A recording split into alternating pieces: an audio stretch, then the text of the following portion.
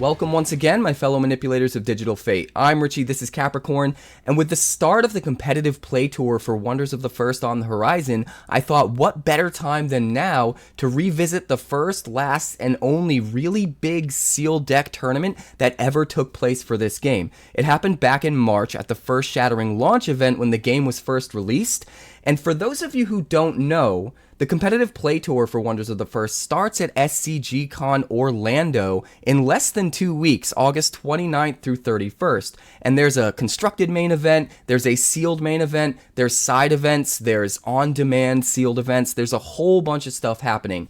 But the big main event, the big finale, the grand finale to that weekend is happening on that Sunday, and it is a $10,000 prize pool sealed deck tournament with a cap of 64 participants. I am signed up, I'm going to be heading down and participating, and it's worth noting that back in March when I played sealed deck for the first time at the first Shattering launch event, I took third place. So I'm actually super excited to see how well I can do at this tournament, and I can't wait to head down.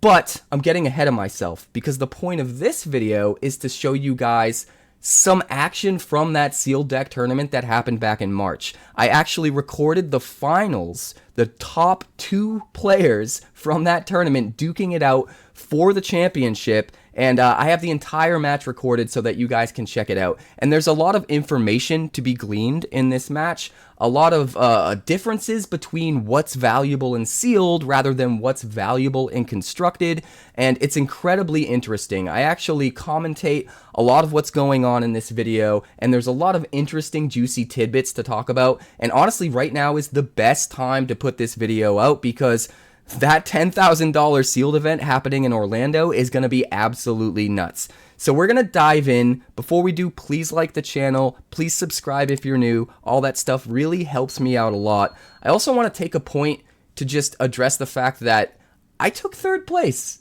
I took third place back in March, and I'm excited about that, and I'm already signed up, and I'm heading to SCGCon Orlando, and hopefully some of you guys are too, and I'll see you there. If you're headed to SCGCon Orlando, definitely let me know in the comments.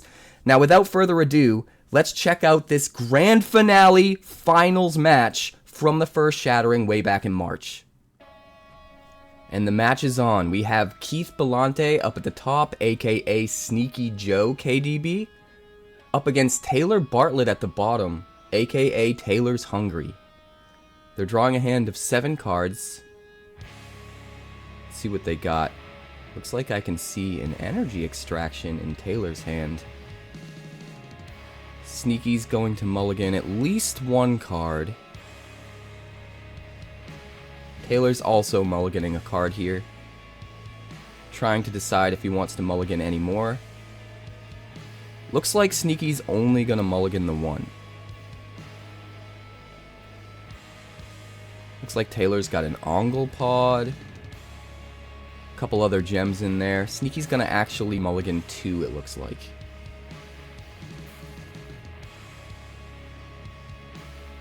Taylor's got a Knievel Wayfarer I can peek in his hand. Pretty exciting stuff. He's also gonna mulligan a 2nd card. So they'll both put those on the bottom of the decks, bury them, and redraw 2. And it will be the start of round 1. The first realm is unlocked, the first stone is up for grabs.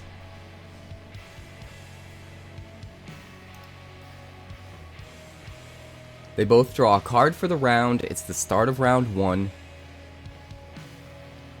And I believe Sneaky is on the play.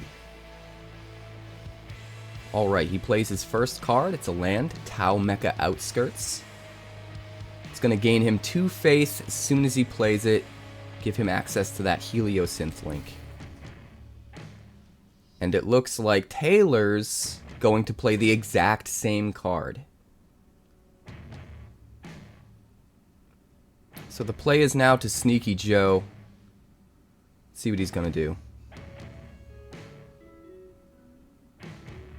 Ticks down to 1 action left to draw a card. And it's go to Taylor. He's carefully considering his plays. He will also draw a card.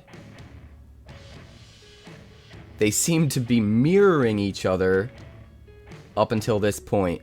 But now Sneaky Joe drops an Ethos Relic FR38. Very powerful card in the right deck. Whenever any card becomes nullified, he draws a card and target player loses 1 energy. Which can be really, really strong if you have enough cards to pair with it that allow you to nullify your opponent's stuff. It also happens to trigger whenever your own stuff becomes nullified as well. So it sort of has a built-in resistance to your opponent's nullification, which is really cool. Taylor's carefully considering what to spend his last action on. He keeps eyeing over that Ongle Pod, but he doesn't have enough energy for it yet. They both started this round with just 1 energy for each realm that's unlocked. At the start of the game, that's just 1 round, 1 realm.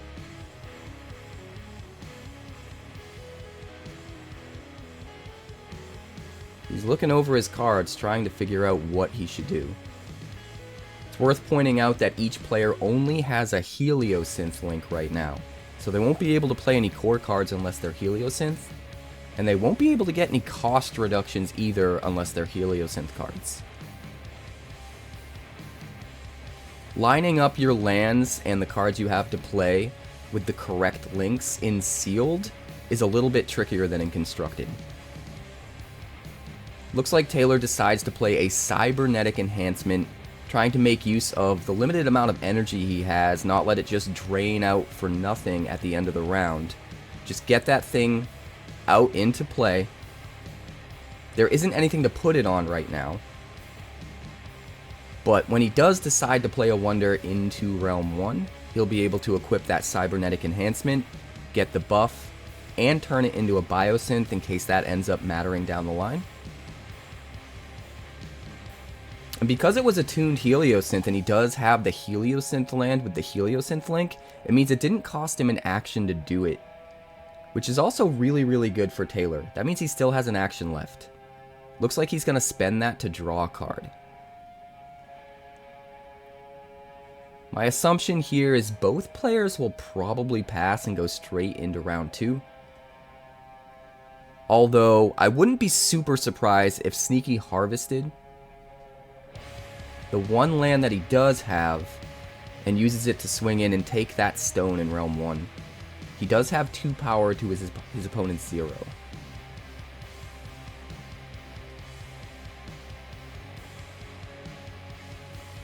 Both players carefully considering their options. Either one could harvest the 1 land that they have out in order to gain another action. But it looks like they're both deciding to go to round 2 here. So it is the start of round 2. The second realm is unlocked. The second stone is up for grabs. Both players get to draw a card at the beginning of this round here.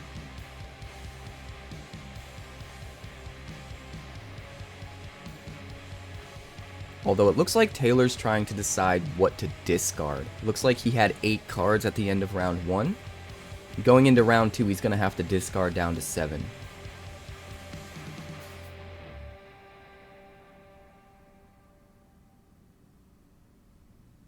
Alright, it is the beginning of round 2, officially.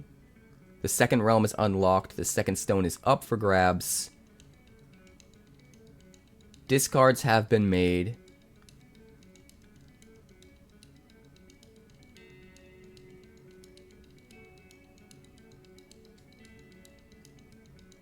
Let's see what they decide to do here.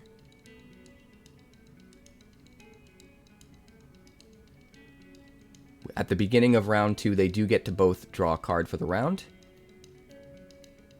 But it looks like Sneaky's also using an action to draw a card as well.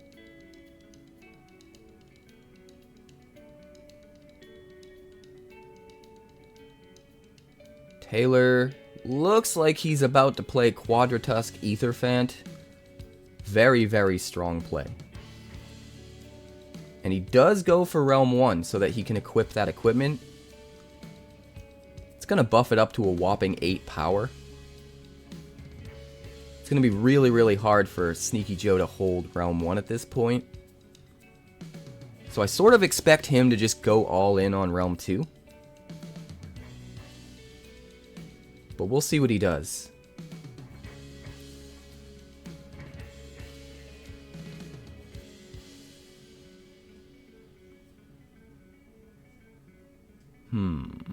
Sneaky, sneaky. What is he thinking? He's clearly carefully considering his plays. On the one hand, if he has something powerful enough, he could drop it into Realm 1 and prevent Taylor from swinging in. But if he doesn't, it makes sense to drop something in Realm 2 and try to take the stone there to make up for the stone that Taylor will inevitably win in Realm 1. It looks like that's what he's going for. He dropped Rav Courtroom Mistress. 2-cost Primary Wonder with 3 power. One of the better commons specifically for limited play, in my opinion, because it gets that tap free ability to give anything +2, or rather give itself +2, but any other wonder -2, which can be really swingy in the right situations.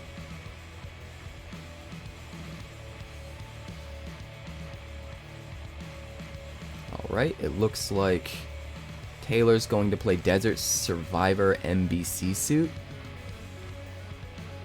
It's interesting that he's dropping his equipment first and his wonders later.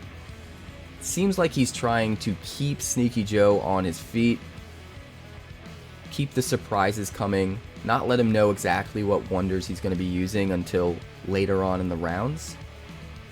Sneaky's going to take advantage of that and swing in Realm 2, take that stone. Sneaky's out of actions now. Taylor's still got 2 because of Attuned on that Desert Survivor MBC suit. He's going to use 1 action to draw a card. Looks like he drew into a Patch Squibbler there.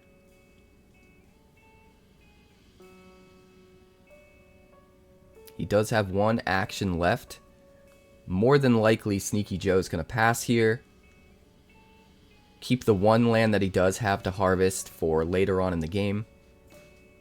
Taylor's going to use that last action to play the Patch Squibbler that he drew, put it into Realm 2, which means the suit, the MBC suit, will attach to Patch Squibbler there.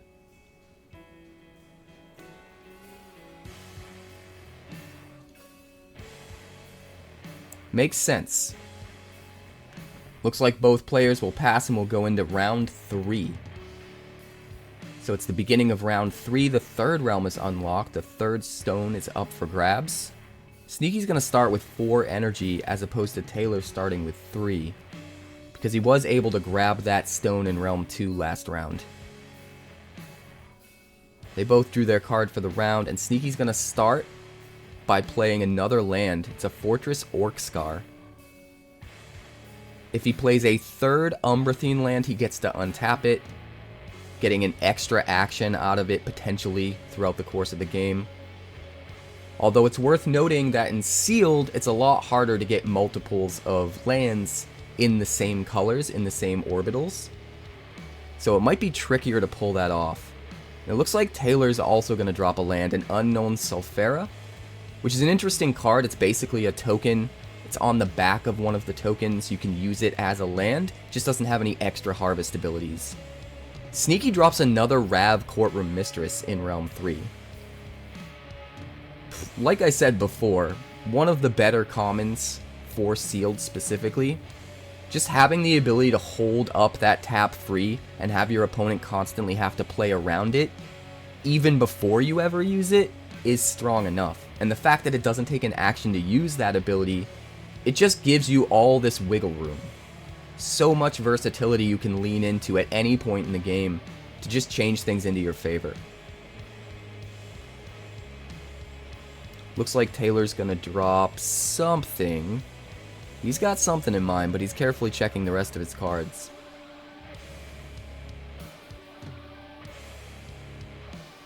Alright. He's going to drop a Tyros Iron Fist. Whopping 6 power. Each other wonder you control in this realm gets +2 for each equipment equipped to Tyros Iron Fist. Because he dropped it in Realm 3 where he doesn't have any equipment yet, he's not able to utilize those synergies to the full extent that he could if he had put an equipment there first rather than in one of the other realms. But the 6 power alone is pretty wild. Being able to swing in with 6 power in Realm 3 without any augmentations seems pretty powerful. Looks like Sneaky's going to counter by dropping a Chained Crow, which isn't really enough to hold the realm right now. But the Death Strike and the Flying is actually pretty nuts. If he uses his Rav Courtroom Mistress special abilities to buff it up to the point where he has at least equal power in Realm 3, whenever he wins or ties a battle there, he gets to kill whatever he wants. So he can get even more value out of his Rav Courtroom Mistress by using the ability to even up their power values in Realm 3 there, and then being able to just kill the Tyros outright. Not only that, because of the flying, the Chained Crow can just move into Realm 2 afterwards to help out there, or potentially, if it's later on in the game and Realm 4 is unlocked, it could move over to Realm 4 after swinging. Very versatile, powerful card, especially in Limited. Looks like Taylor's going to draw a card, and that's his last action. Kind of surprised he didn't decide to attack in Realm 3. Maybe he's just straight up looking for an answer to that Chained Crow.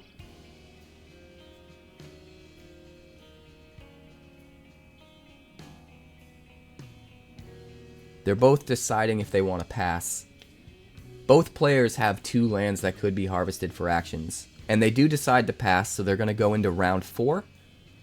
It's the beginning of round 4, the 4th realm is unlocked, the 4th stone is up for grabs. They're both going to go back to 3 actions. Taylor will start with 4 energy, but Sneaky will start with 5 because he controls a stone in Realm 2. And they'll both draw a card for the round. Sneaky is still on the play here because he claimed the last stone.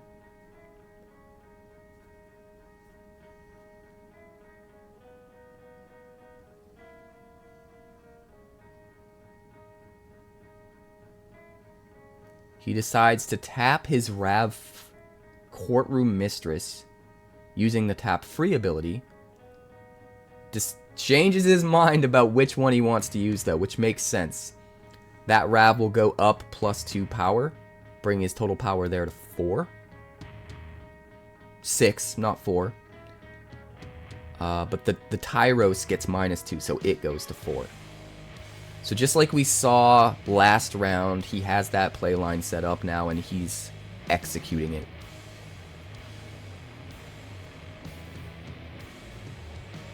Six power in Realm 3 on Sneaky's side. Tyros is only 4. So as soon as there's any combat in Realm 3, Tyros is going to die. And what's cool about Death Strike is it doesn't only trigger when you attack. So even if Taylor tried to set up for a way to attack himself, unless he's winning that combat, he's going to allow Sneaky to kill his Tyros with the Chained Crow. There's not a lot he can do though. Sneaky's got 6 power to his 4 there. He has to do something to stop that Death Strike from kicking in. Whether it's removing the Chained Crow completely, or making it so that it can't attack, or even just boosting his power by 3 points so that the Chained Crow won't be able to tie in combat in that realm. He needs some sort of an answer for sure. If he loses his Tyros, that's just a huge, huge tempo swing. He's carefully looking over all his cards. It's not just about finding an answer. If he has multiple answers, it's about using the one that's the most effective and saves the most potential value for later on in the game.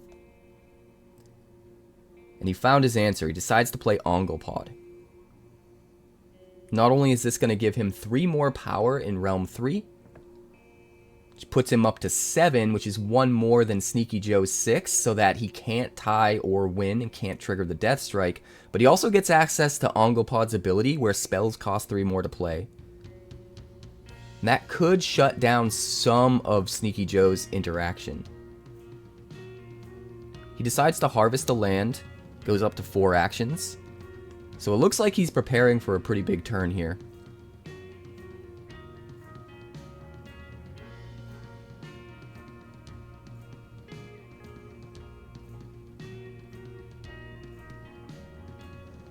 Taylor's going to... what is he going to do? Looks like he had to adjust his energy. Maybe he didn't pay enough or paid too much. He started with 4, and the Ongopod would have cost him 2, putting him at 2, and that's what he's at right now. He has that Heliosynth link still from the land he played in round 1. So he gets that cost reduction of 1 energy on the Ongopod there. Looks like he's going to harvest his Unknown Sulfera, gain an action, go up to 3. He's trying to keep pace with how many actions Sneaky Joe has, so Sneaky Joe can't just run him over. And it looks like Sneaky Joe used an action to draw a card. He's clearly looking for some kind of answer that's going to help give him the upper hand. Ongopod is a really, really good play. So Taylor's got 3 actions, Sneaky Joe's got 3 actions. But uninterrupted, Taylor's going to run out of actions before Sneaky Joe right now. So he's carefully thinking about what he wants to drop.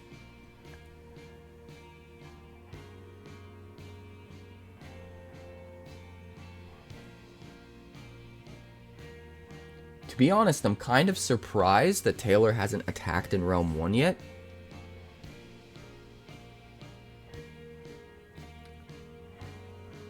He has the power advantage. He could be getting extra energy at the beginning of each round. But it looks like he's just trying to keep pace with everything that Sneaky Joe's doing. So he drops a Sister Azura Silver Song into Realm 3 as well. It's only going to give him an extra 1 power, but on arrival it will give him 3 faith. It has a tap-free ability to spend X faith and gain X energy, which is actually incredibly powerful. Especially in Sealed, where you might not have any other really significant abilities to use that faith for. Just getting a huge energy buff could allow you to make a ridiculous bomby play.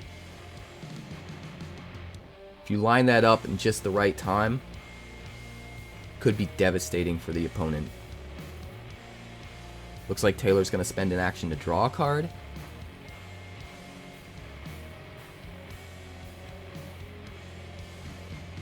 Sneaky's thinking hard. Sneaky Joe is definitely a player that likes to draw a lot of cards. He spends more actions than the average player, in my opinion, just drawing into things he needs. And so far in this game, it seems like that's the case. He decides to play a Scorpion's Edge. It's an attuned equipment, and he does have the link, so it won't cost him an action. That's a heck of a surprise. Kind of coming out of nowhere and adding +2 power to that realm without having to use up an action is actually pretty significant.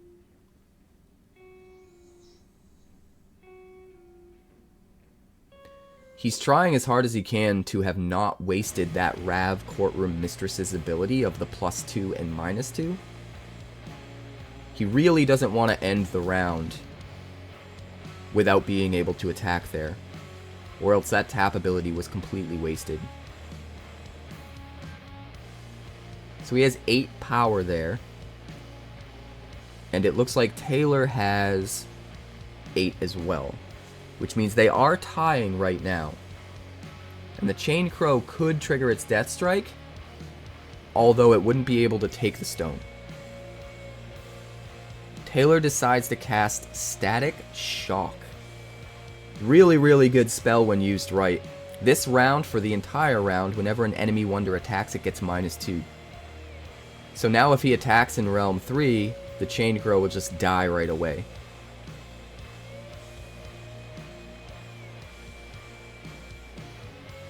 Although, the Scorpion's Edge is actually on the 𝐶hainCrow right now, which buffs it up to 3. So the Static Shock wouldn't actually kill the 𝐶hainCrow. If he had put the Scorpion's Edge on the Rav instead, the Static Shock could kill the 𝐶hainCrow if it swung in. Either way, Sneaky Joe doesn't have a good opportunity to attack, because he won't be able to win or tie. His 8 power will go down to 4 as soon as he attacks in. And then Taylor just wins the combat.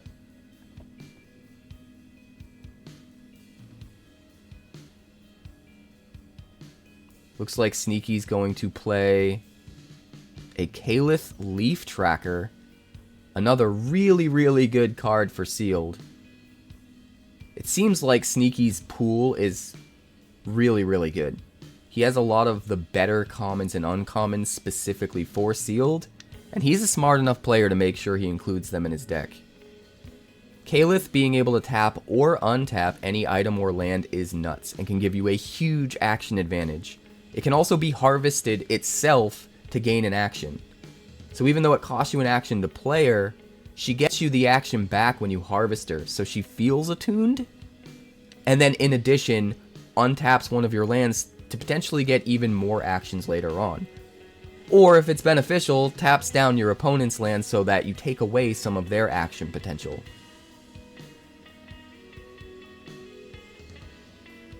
Honestly, she might be the best uncommon for limited play.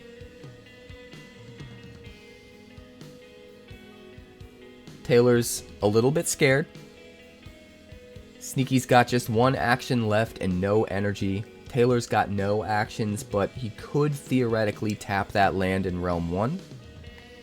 Harvest it to get an action back.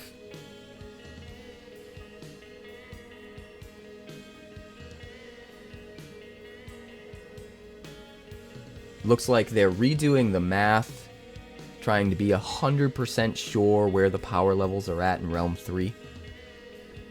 Sneaky's trying to remind Taylor about Rav's ability.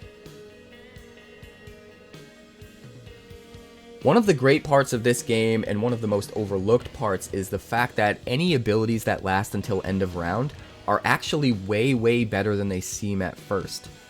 Because you can do so many different things in one round, especially with harvesting lands. You can get actions back and do a lot.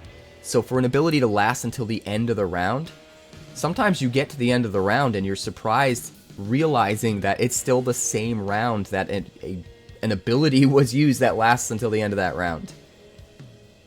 So that Rav still had the +2.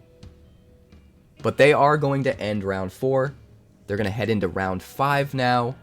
The 5th realm is unlocked. The 5th stone is up for grabs. They'll go back up to 3 actions, and they'll each draw a card for the round. Taylor's going to start with 5 energy. Sneaky starts with 6. He still has that 1 stone lead, so he's making 1 more energy each round than Taylor is. He also gets to be on the play. They're making sure to redo the math. Rav's ability from last round goes away, so she loses 2 power.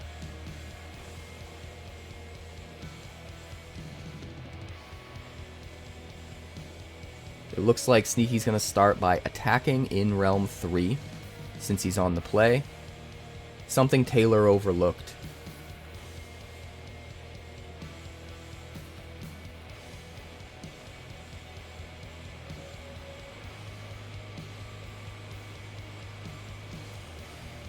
Ends up killing his opponent's Wonder, taking a ton of power off the table.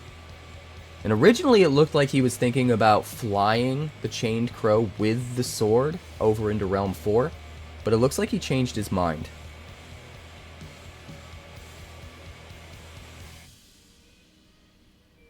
I think Sneaky's realizing that multiple attacks in Realm 3 could take a bunch of his opponent's cards off the table.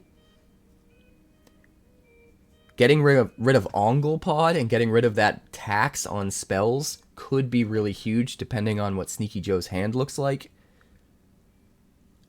And getting rid of the other wonder there, the sister, gets rid of his ability to turn his faith into energy and make those big bomby plays we talked about earlier. So now Taylor's got to think really, really hard. He either needs a big play in Realm 3 to swing things and stop the Chained Crow from being able to kill stuff there. And if he can't come up with that, he needs to cut his losses and move on to other realms and just allow Sneaky to just do what he wants there. It looks like that's what he's doing. He plays Knievel Wayfarer into Realm 5. It's only got 2 power, but it has flying, and it also kind of has super flying. If the Knievel gets equipped with any equipment at all, it gains the ability to move into an adjacent realm before attack initiates, as well as the initial flying ability that lets it move into a different realm after combat as well. So it can sort of move 2 realms whenever combat's initiated, which is kind of crazy.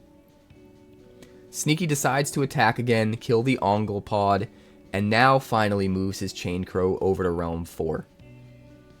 Which makes sense, especially if Sneaky's got a really good spell in his hand, and he's having trouble casting it because of that 3 energy tax from the Ongle Pod. Not to mention the fact that the Chained Crow can now run roughshod over Taylor's board state, swing into Realm 4 potentially, take the stone there, and then eventually move over to 5 where the Knievel Wayfarer is and try to kill the Knievel Wayfarer. Looks like Sneaky draws a card. What is Taylor going to do? Looks like he's trying to set up for the Chained Crow situation. Get out in front of it. But Sneaky's getting a huge stone advantage and a pretty big tempo advantage just from all the value he's getting off that Chained Crow.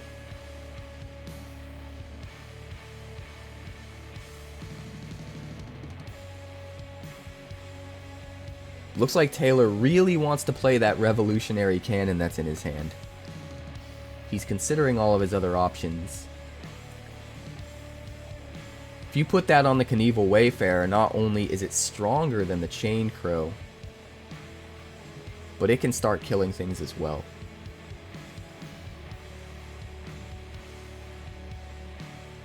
And it turns on the ability for that Knievel Wayfarer to get that super flying we talked about earlier.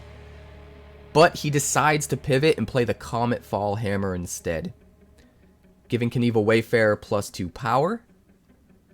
And whenever the equipped wonder attacks, you double its power this round. And again, on-round abilities are way more powerful than they look, especially to people that are used to playing other games, because a round is way longer than a turn. So every single time Knievel attacks, he doubles his power for the rest of the round.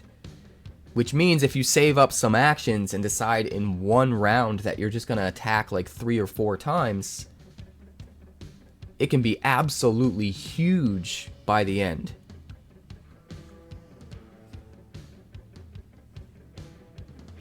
It looks like Sneaky did not see that coming and is trying to figure out how he can stay ahead of it. Taylor's going to harvest a land here to get an action. So now they're both up to 2. The problem is that Taylor is tapped out as far as his harvestable lands is concerned. Sneaky still has a land he can harvest, and the Calyth which can be harvested. He decides to play Energy Extraction.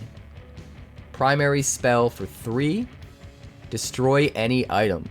And if you have Horde 3, it costs 3 less energy to play from your hand. And I think Sneaky might have misread it.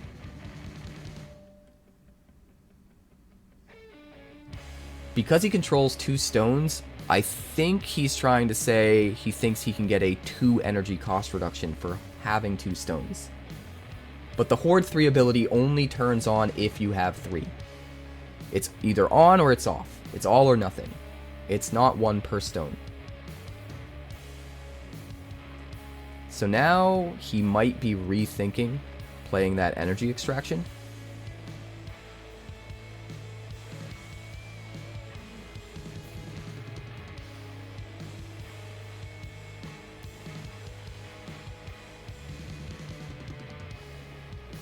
He would have to spend all of his energy. He doesn't have a Sulfera Link, so he doesn't get any cost reductions or anything.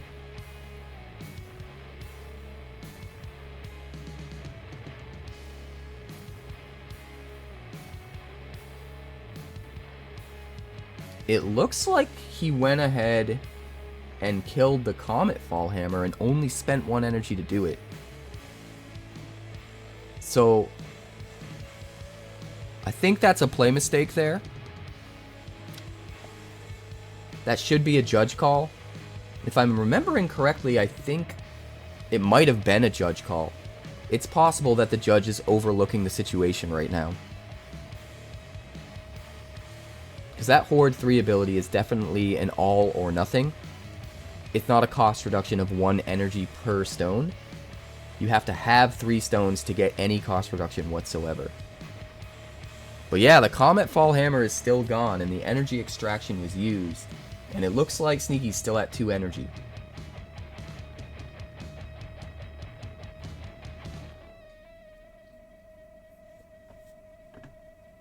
Taylor decides to play Skaldar Grimshade.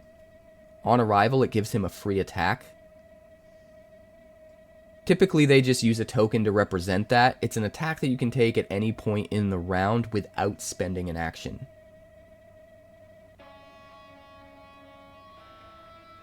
Sneaky decided to attack in Realm 4 and move over to Realm 5. So he does have 3 stones now.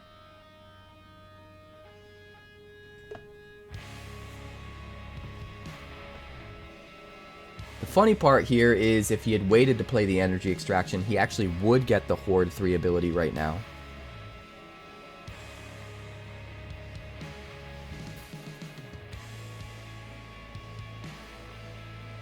Taylor's trying to decide how to get out in front of this.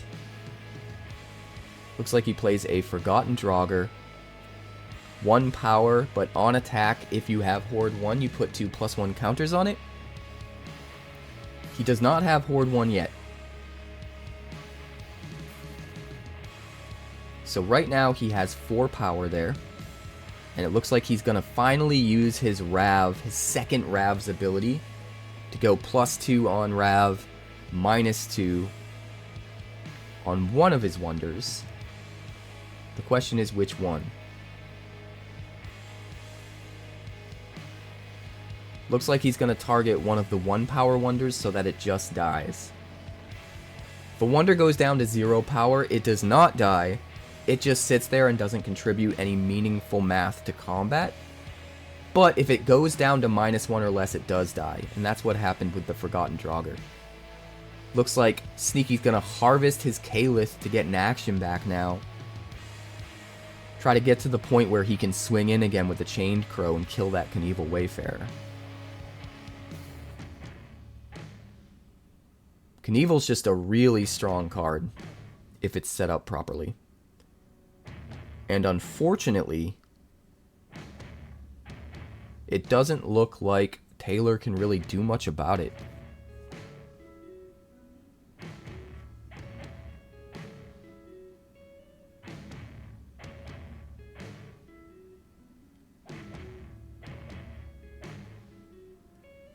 Yeah, they're doing the math right now. Chained Crow is total of 3 power. Knievel Wayfarer is 2. And the Skaldar's 1, so they're both at 3 power tied right now. Which means he attacks with the Crow. He gets to kill 1. It's worth pointing out here, though, that he can't actually claim the stone. And if I remember correctly, at this event, the ruling was decided kind of on the spot. I believe the issue that's come up is if you kill an opposing wonder on a tie with Chained Crow with any Death Strike ability, does that mean that you now have more power in that realm so you actually win the stone? And I believe what was decided was that if you've already determined it's been a tie in order for Death Strike to trigger, then it's too late to determine that it's no longer a tie in order to get the stone. But I believe there were a few mistakes made here. We're going to move into round 6. It's the beginning of round 6. The 6th realm is unlocked. The 6th stone is up for grabs.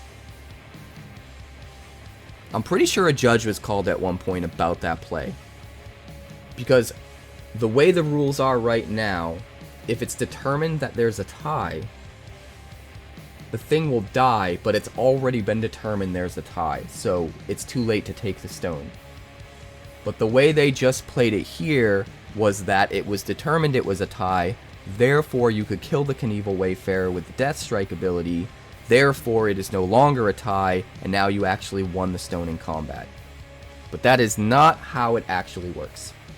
This was decided later on after this match, and this match was actually a really good learning experience for trying to figure out exactly how those rulings should work.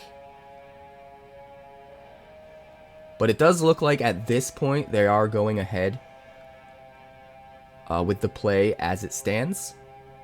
So Sneaky does have the stone there. Taylor played an energy extraction to kill the Scorpion's Edge, which was probably smart. Although he did have to spend 2 energy to play it. He does have the Sulfera Link, which is nice. So it was only 2 rather than 3.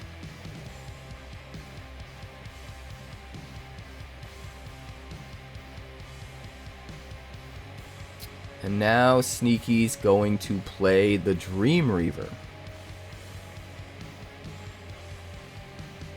It's worth pointing out that at the beginning of this round, Sneaky passed right away, which is actually a really smart play. If you're in a winning position, you can pass as many times as you want and save your actions for after your opponent does their stuff. And then you can decide how you want to react to it. If both players pass, then the round is just over. And if it's the last round of the game, that means the game is just over. So the person that's in the lead, that's winning, has a lot more agency to decide whether they're going to pass or not, and kind of force their opponent to run out of actions before they do. The Dream Reaver is really powerful. 5 power on arrival, nullify target card this round, remove any number of counters and this round effects from it. And because of Ethos Relic, he got to draw a card and take away one of Taylor's energy.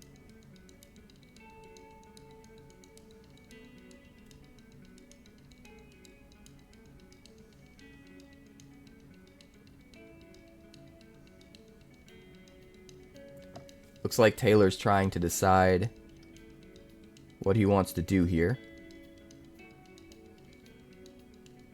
Spends an action, goes down to just 1 left.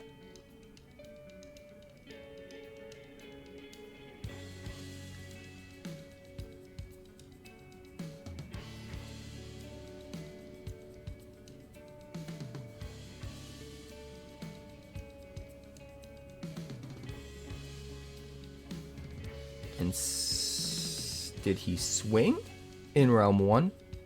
I believe. He's got 8 power there to Sneaky 7. So I'm pretty sure he spent that action to swing in Realm 1. Take the stone there.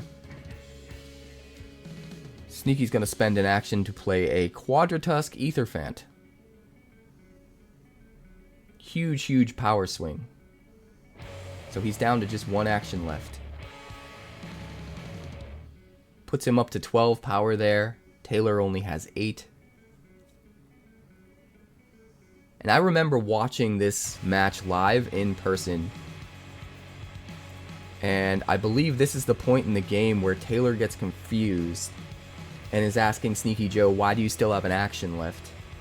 You went first, so you should run out of actions before I do. And I believe, if I remember correctly, both players forgot that Sneaky Joe started the round by passing. And that's the whole reason he did it, is so that he'd get the last action. He wanted to run Taylor out of actions first before he did. Since he's in a winning position, he's in no rush. He can afford to let Taylor do whatever Taylor's gonna do and then make his decisions based on that information.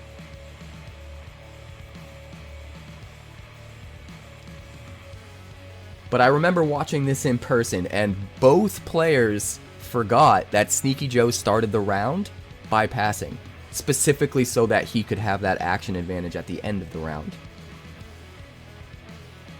And I believe what they're going to do is back it up all the way to the beginning of round 6 and replay round 6.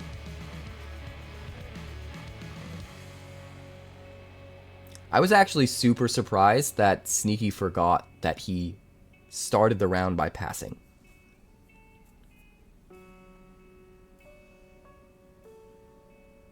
They're talking it over right now and trying to figure out how they ended up both at 1 action left, with Taylor having to spend his first, seeing as Sneaky Joe got to start the round. Like I said before, they both completely forgot that Sneaky Joe started by passing. So there's a lot of crosstalk, a lot of banter going on right now, just trying to do the math, trying to figure out where the discrepancy came from. I'm pretty sure they're talking to the judge as well. And I think they decided to back it up. So they're going to put everything back to where it was at the beginning of round 6. They're going to basically restart round 6 from the beginning, because neither player remembered that Sneaky Joe passed at the beginning, and that's how they got to where they were.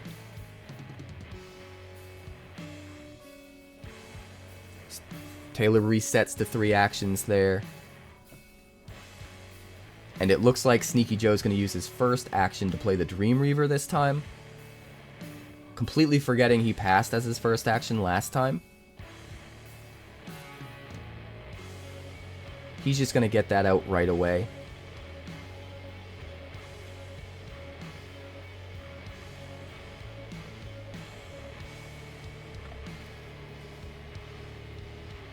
Draws the card off the Ethos Relic.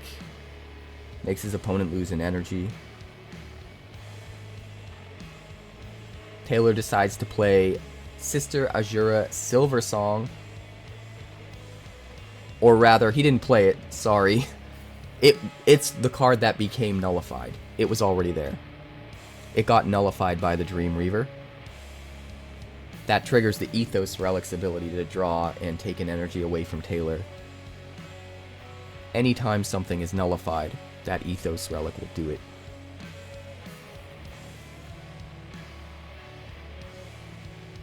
Taylor's thinking long and hard. Both players have a little bit more known information now, replaying round 6 than they had the first time. And it feels to me like both players are trying to play around the known info, which is probably why that Dream Reaver got dropped as the very first action this time. The question is, how is Taylor going to navigate it?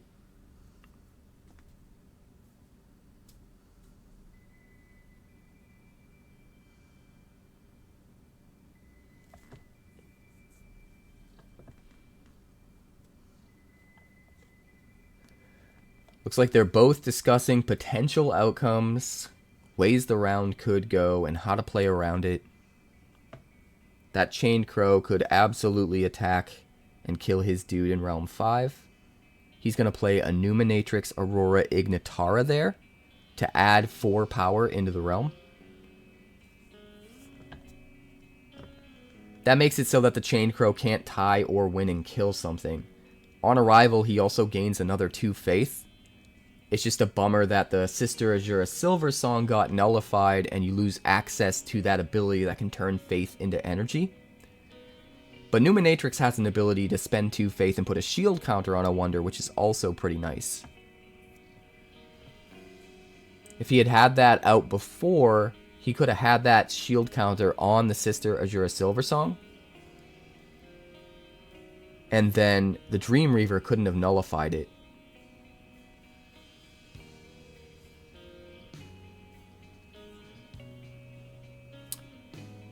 Sneaky is deciding what to do with his second action. And he's going to drop the Quadratusk Aetherfant.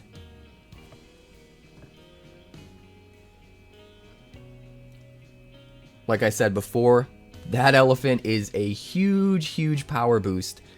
It's probably the best vanilla wonder in the game.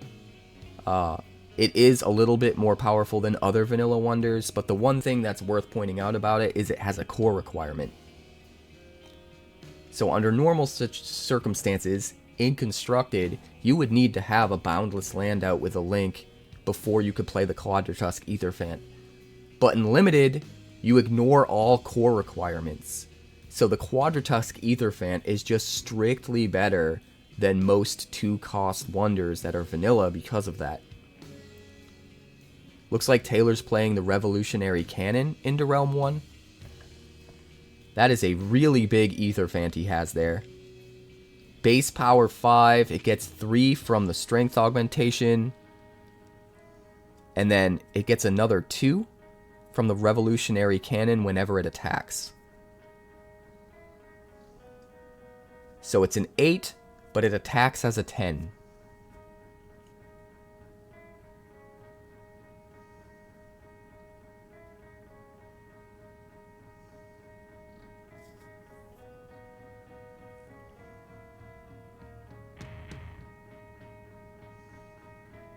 It also gets to destroy something on attack with cost 2 or less. So it looks like it...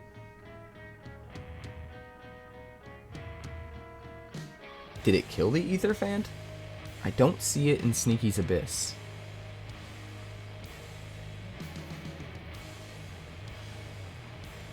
Looks like Sneaky uses his last action to play Necropolis of the Damned.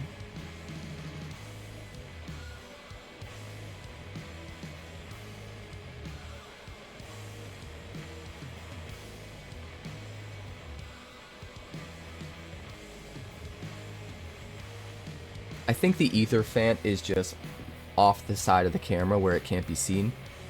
I'm pretty sure it's still there.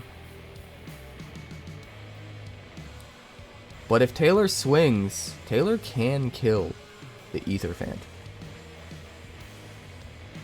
Or the Ethos Relic.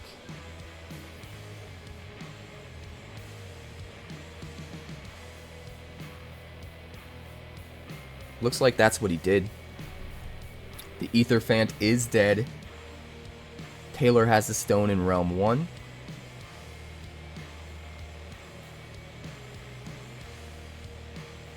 Sneaky Joe harvested the Necropolis. And it looks like he got to draw it.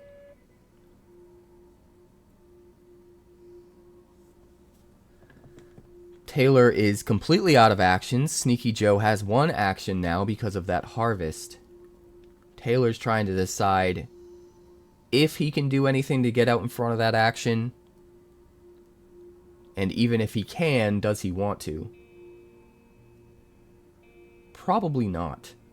I think at this point you just have to cut your losses and try to go into round 7. It's super unfortunate that Taylor doesn't have any harvestable land stockpiled for the end of the game. Although Sneaky Joe's running out on his side as well. He's only got that 1 untapped land. He's been putting his harvests to great use. Kind of spreading them out between the rounds. Now he plays another Warfang Fortress with his final action that he harvested. And that allows him to untap his other Umbrathine land. Specifically because it has an ability to untap when you play your 3rd Umbrathine land.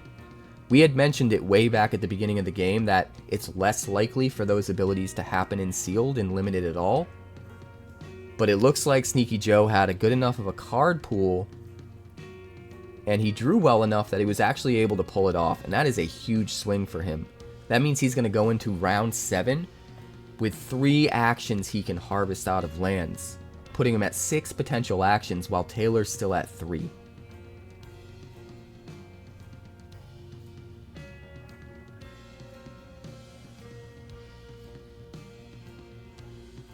This is sort of a masterclass by Sneaky Joe on how to get the absolute most value out of every single card you have. It's also obvious that he understands which cards are specifically better in Limited, even if they might not be super great in Constructed. But both players are honestly playing super well. Taylor seems to understand that as well. He's also got the Quadratusk Aetherfant. He's making use of some very clever cards in his deck.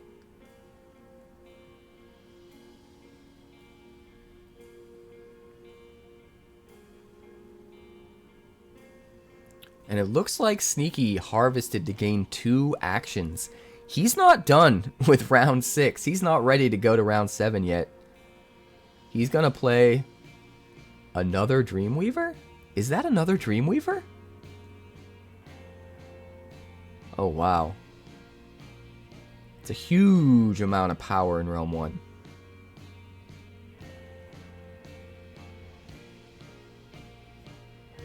That leaves him with 1 action as well. He's completely out of energy. It seems like he's planned around playing that the entire round.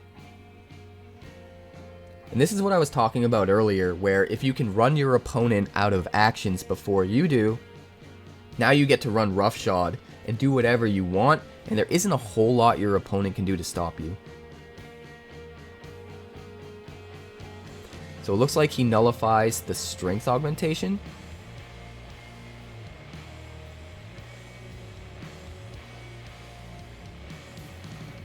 Or is it Cybernetic Augmentation? I forget the exact name of the card. It's the Heliosynth equipment that's on the Quadratusk Aetherfant in Realm 1. Looks like it became nullified. His Ethos Relic triggered, which means he got to draw a card. And if Taylor had any energy, he would lose it. It looks like he took out the Quadratusk Aetherfant there. Pretty crazy, and we're going to head into round 7 now. The 7th realm is unlocked. The 7th stone is up for grabs. Both players start with 7 base energy, but Sneaky's going to start with a whopping 5 bonus energy because he controls 5 stones.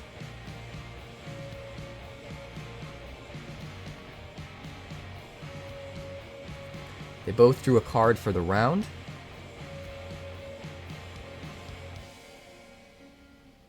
And the nullification has ended, which means technically that Sister Azura Silversong can gain him a bunch of energy from his faith now if he wants to.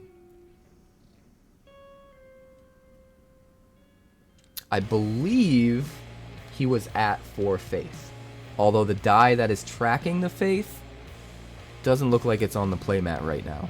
It could be off to the side, so it's hard to know, but I'm pretty sure he's at 4 faith right now. And it looks like Sneaky's going to start by playing a Nexar Voidchild into Realm 3.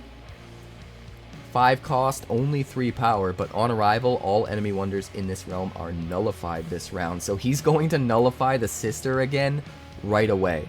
It's going to trigger his Ethos Relic. He's going to get to draw a card. Taylor's going to lose an energy. It's doing so much for him. But most importantly, since he gets to act first, he gets to make sure that Taylor never gets to use that Sister Azura Silversong. That huge energy buff that he could potentially get is now gone for the rest of the game because it's the last round. Typically that nullify effect only lasts until end of round.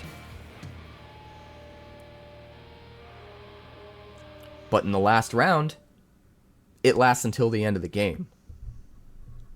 So those sorts of abilities are even more powerful in round 7.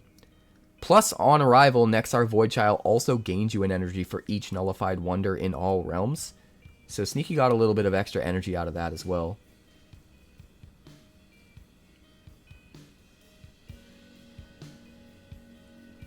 At this point, it really looks like Taylor's kind of backed into a corner.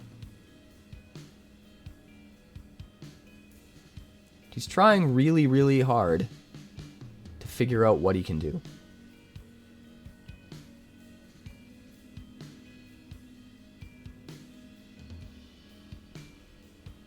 Feels like Sneaky's got just every good card for limited. It's pretty nuts.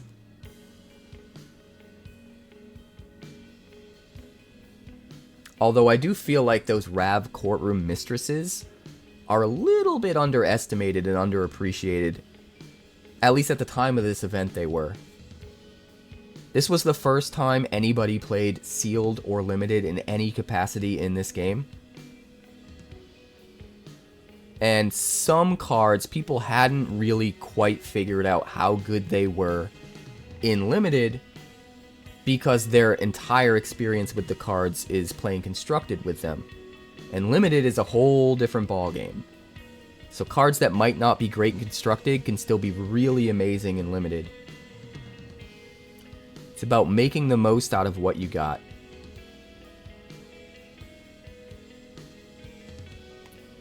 So Sneaky went up to 3 actions, harvested that last land. Taylor's down to just 1 action.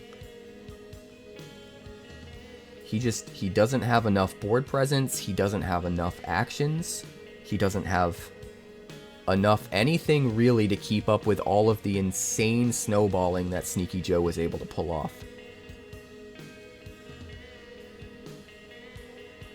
And honestly, it was one hell of a game. So many things that could have happened differently.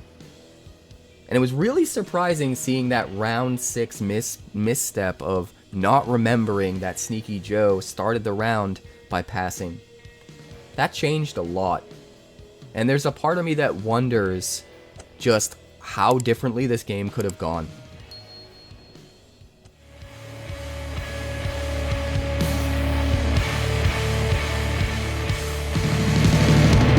Thanks so much for checking out my channel. I'd like to give a huge shout out to all of my patrons over at Patreon. Without you guys, this channel would not be possible, so honestly, thank you from the bottom of my heart for all of your contributions. If you haven't yet, like and subscribe. The more likes we get and the quicker we get them, the bigger this channel will grow and the faster it will grow. I'd love nothing more than this channel to become something very special for you guys, but it's entirely up to you how fast that happens. Also, if you'd like more deck text, that's somewhere over there. And if you'd like to see what else the channel's been up to lately, that's somewhere up that way. Also, subscribe, circle below, do all the things.